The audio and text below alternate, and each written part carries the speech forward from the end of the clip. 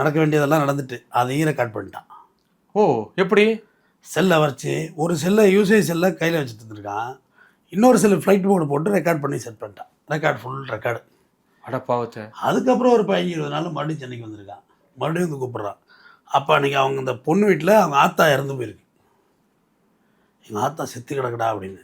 வர்றியா, எங்கள் வீட்டில் பணம் விழுந்து கிடக்குடா, இந்த நேரத்தில் கூப்பிட்ற அப்படின்றது. அது முதல்ல என்ன நினச்சிருக்கு, சரி இந்த ஒரு வாட்டி வந்து படுத்துரு, நான் அதை விட்டுறேன்னு சொல்லியிருக்கேன் அண்ணன், அதனால போயிட்டு வந்துட்டு. இன்னொரு வாட்டி கூப்பிட்றேன், பணம் கிடக்குறான்னா அதெல்லாம் எனக்கு தெரியாது, நீ வந்து தான் ஆகணும்.